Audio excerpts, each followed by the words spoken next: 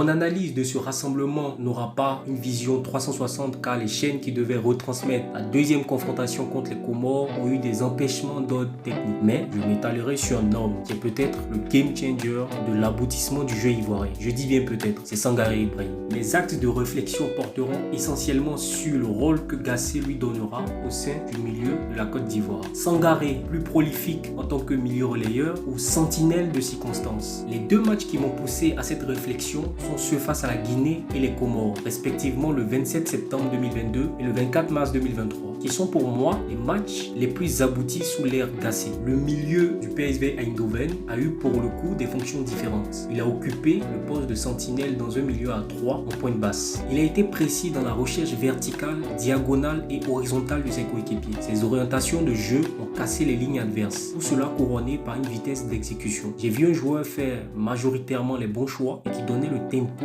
dans la construction de nos attaques. Ses passes étaient variées, longues, courtes, ras le sol. Il touchait ses compères du milieu, directement les joueurs de côté, ainsi que les attaquants. Ce qu'il propose dans cet aspect du jeu a besoin d'être mis en perspective, car comparativement à Seri, il a la rapidité d'exécution et ses choix sont plus tranchants, vont à l'essentiel. Kessie et Gbamé ne sont pas taillés pour le poste de sentinelle dans un milieu à 3 en pointe basse. Ici, je veux mettre en exergue les apports de progression du jeu. Seko, il faut l'essayer afin de tirer des conclusions. Sangaré, aujourd'hui, ses apports en tant que sentinelle sont différents de ses prédécesseurs. Suivi les questions citées en tout début, à savoir Sangaré, sentinelle ou milieu relayeur, je reste nuancé. L'utilité de Sangaré en sentinelle serait adaptée dans une configuration où l'on évolue en transition rapide, grâce à sa vision de jeu, sa précision et sa vitesse d'exécution. Dans ce schéma, il serait l'homme idoine, mais revers de la médaille, c'est qu'il sera limité lors des phases offensives dues au replacement et au repli défensif. Contrairement à quand il évolue en tant que milieu relayeur, ce dernier a la facilité de combiner, se projeter dans la surface de réparation et marquer des buts. Loin de moi de mettre Seri sur un touche, au contraire, qui serait l'homme de la situation dans une configuration au sein de laquelle